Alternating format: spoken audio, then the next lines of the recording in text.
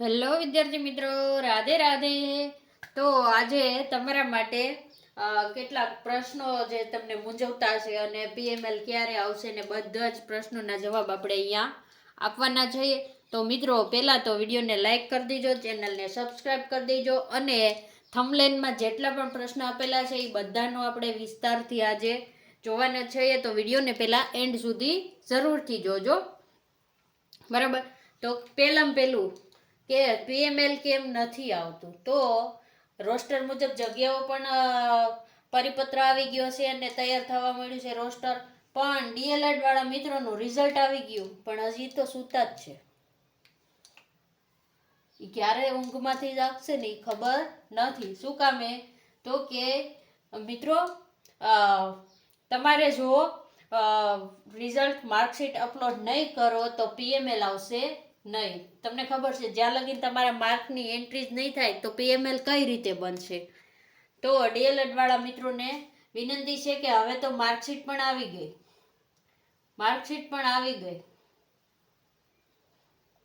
અને તમે નાની ઉંમરના છો, તમને હજી તો બીજા વર્ષમાં છો, ત્યાં તમને પરીક્ષા દેવા માંડીને તમે પાસ થઈ ગયા, તો તમને એમ છે કે આપણને તો શાંતિથી નોકરી મળી જ જવાની છે, ભલે વાર લાગે, એવું વિચારતા હોય તો મિત્રો થોડા જાગી જાઓ અને રજૂઆત કરો પોર્ટલ ખોલવાની. શું કરવાની? રજૂઆત કરો માર્કશીટ ઉમેરવા માટેની. જો માર્કશીટ ઉમેરાશે ને તો જ પીએમએલ આવશે. શું કામ આપણે આમ કહીએ છીએ? તમને ખબર છે, હવે તમારે બીજા વર્ષના માર્ક જ એડ ના કર્યા હોય તો પીએમએલ કેના આધારે બને? તમે વિચાર કરો જરા. પીએમએલ બનાવવા માટે મેરિટ તો કાઢવું પડશે ને. મેરિટ સિસ્ટમ જે આપણી છે એના આધારે મેરિટ તો કાઢવું જ પડશે. એટલા માટે જ આપણે કહી રહ્યા છીએ કે મિત્રો, તમે રજૂઆત કરો અને એકવાર રૂબરૂ જાઓ, શાંતિથી ના બેસો. બાકી ભરતી નકર હજી દિવાળી પાછળ વહી જશે, દિવાળી આવી જશે ને એની પછી થાય તો પણ કહેવાય નહીં, બરાબર. જો તમારે થોડી ભરતી જલ્દી કરવી હોય તો મિત્રોને જાગવું પડશે ને રજૂઆત કરવી પડશે. હવે આપણો બીજો પ્રશ્ન હતો કે રોસ્ટર બનવાનું શરૂ થઈ ગયું છે. તો કે મિત્રો, તમે પરિપત્ર જોઈ લીધા હશે, જે સરકારી આવી ગયા છે, એ કે રોસ્ટર બનવાનું શરૂ થઈ ગયું છે. બધા જ જિલ્લા લેવલે ડીપીઓએ રોસ્ટર માટેના પરિપત્ર કરી દીધા છે, જગ્યાઓ મગાવી લીધી છે. તો હવે તમને એમ થશે કે રોસ્ટર કઈ રીતે બને છે, બરાબર. તો રોસ્ટર છે ને, પહેલા તો જિલ્લાની જગ્યા વાઇઝ બને. કેવી? જિલ્લાની વસ્તી પ્રમાણે બને. જે કેટેગરીની જેટલી વસ્તી હોય એટલા પ્રમાણે એને અનામત આપેલું હોય, અને એમાં પણ જે શિક્ષકો હાજર હોય ને, હાજર શિક્ષકો એટલે જે કાયમી શિક્ષકો છે, એ હાજર શિક્ષકોને કેટેગરી વાઇઝ ગોઠવવામાં આવે. શું આવે? ગોઠવવામાં આવે. અને એમાં જે કેટેગરીમાં જગ્યા ખાલી હોય ને, જો ગોઠવવામાં આવે પછી કેટેગરીમાં જે જગ્યા ખાલી હોય ને, કેટેગરી વાઇઝ જગ્યા ખાલી તે ગણવામાં આવે. ઈ કેમાં ગણવામાં આવે? ઈ કેટેગરીમાં આવે. જનરલને હોય તો જનરલમાં ગણવામાં આવશે, અને કેટેગરીની હોય તો કેટેગરીમાં ગણવામાં આવશે. ઘણા મિત્રોને આમાં એક જ પ્રશ્ન હશે કે અમે કેટેગરી વાળા હતા પણ જ્યારે જોબ મળી, નોકરી ચાલુ કરી કે આપણે પસંદગી કરી ત્યારે અમે જનરલમાં લઈ લીધું, ભલે અમે કેટેગરી વાળા હતા, તો અમને શેમાં ગણશે? તો તમે જ્યારે નોકરી લીધી ને ત્યારે તમે જનરલમાં લીધું હોય ને તો તમે જનરલમાં જ ગણાશો. કેમાં ગણાશો?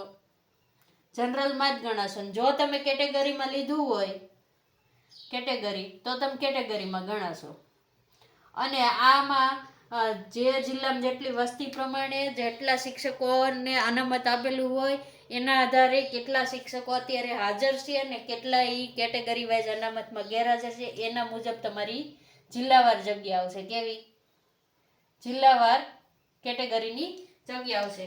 તો પણ આમાં પણ બે ફેક્ટર હોય છે કે ઘણા નિવૃત્ત થયા હોય, એ પણ જે કેટેગરીમાં થયા હોય એની જગ્યા ખાલી હોય, બદલી થઈ હોય શિક્ષકોની, બદલી અને નિવૃત્ત આવી ગયા, બદલી, અને કોઈનું અવસાન થયું હોય, આકસ્મિક અવસાન કે એવું કંઈ, તો એ જે કેટેગરીમાં જે જગ્યા ખાલી થઈ હોય ને એ એમમાં જ ગણાશે રોસ્ટર બનવામાં.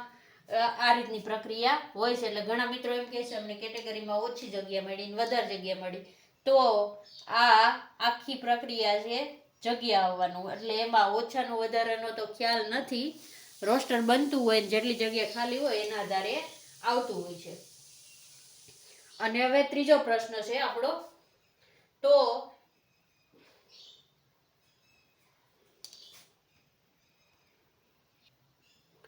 હવે આપણો ત્રીજો પ્રશ્ન છે કે કોર્ટ કેસના ગુણ કોને મળશે? બરાબર, કોર્ટ કેસના ગુણ કોને મળશે? તો મિત્રો ન્યાય હંમેશા બધા માટે સરખો હોય, ન્યાય હંમેશા સરખો હોય, અને મોસ્ટ ઓફલી બધાને માર્ક મળવાની શક્યતા છે, બધાને માર્ક મળશે. જો માર્ક મળશે, પણ આટલું આપણે કહી શકીએ, પણ છેલ્લો નિર્ણય તો કોર્ટના આદેશ ઉપર જ રહેશે.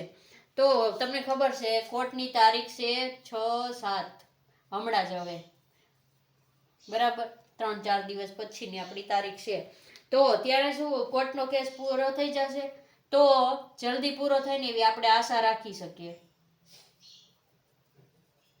જલ્દી પૂરો થાય, અને ઈ મિત્રોને પણ આ ભરતીમાં ફોર્મ ભરવા દીધા છે ઓફલાઈન, એનો પણ સમાવેશ થઈ જાય એવી આશા રાખી શકીએ. તો ઘણા મિત્રોને એમ થશે કે જેણે કોર્ટ કેસમાં ભાગ નથી લીધો એનું શું થશે? જો માર્ક સુધરશે ને તો બધાના સુધરશે, માર્ક બધાના સુધરશે. આપણે આવું 99% કહી શકીએ, પણ 1% ના કહી શકીએ. શું કામ? 1% ના કહી શકીએ, એ જસાબ ઉપર હોય. એમ કે હવે આમાં જેણે અરજી કરી છે, કોર્ટ કેસ કર્યો છે, એના જ માર્ક સુધરે, તો એ 500-600 જે મિત્રો ઉમેદવારોએ જેણે કોર્ટ કેસ કર્યો છે એના માર્ક સુધરે, બરાબર. અને સુધરશે તો બધાના સુધરશે. શું ભરતી બધાને વારો દેશે પાછો? તો કે એવું ના હોય. પછી તમે પાસ થાવો ને તો જે મિત્રોએ પિટિશન નથી કરી ને એને આવતી ભરતીમાં ચાન્સ લાગી શકે છે, બરાબર. હવે ઘણા મિત્રોનો પ્રશ્ન થશે કે મેરિટ કેટલે અટકશે? તો મિત્રો મેરિટનું છે ને અત્યારે આપણે ફાઇનલ ના કહી શકીએ. શું કામ? કે રોસ્ટર મુજબ જગ્યા, રોસ્ટર મુજબ જગ્યા એટલે કે ખાલી જગ્યા જે શિક્ષકોની છે કેટેગરી વાઇઝ એ, અને કુલ કેટલા ફોર્મ ભરાણા, કુલ કેટલા ફોર્મ ભરાણા, આ બંનેની સંખ્યા મળે ને આપણને, તો આપણે 80% જેટલું સચોટ અંદાજિત મેરિટ કહી શકીએ. પણ અત્યારે જે આપણે પણ વિડીયો બનાવેલો છે એ કેવું હોય છે? અંદાજિત, અંદાજિત મેરિટ હોય છે. કેવું હોય છે? અંદાજિત. અને અંદાજિત મેરિટ પ્રમાણે આપણને બહુ જ મિત્રો કમેન્ટમાં પૂછતા હોય છે કે અમારો વારો આવશે કે નહીં, આવશે કે નહીં. તો એ મિત્રોને કહેવાનું કે તમારે 65+ હોય ને, 65+ મેરિટ, બરાબર, આપણે સરખું લખી દઈએ, હાલો, 65% કે એનાથી ઉપર મેરિટ હોય ને તો તમે સેફ ઝોનમાં છો. કેમાં છો? Safe zone. અને તો મિત્રો એમ કહેશે કે અમારે 62 ને 63 છે, તો મિત્રો તમારે શું કરવાનું? આની રાહ નહીં જોવાની. ટેટ 1 પાછી દિવાળી પછી આવવાની જ છે, તો એની તૈયારી ચાલુ કરી દેવાની છે. હવે જો આ માહિતી તમને સારી લાગી હોય તો આપણા વિડીયોને લાઇક કરી દેજો, ચેનલને સબસ્ક્રાઈબ કરી દેજો, અને તમારા મિત્રોને શેર કરી દેજો. વિડીયોને પૂર્ણ કરીએ છીએ. રાધે રાધે.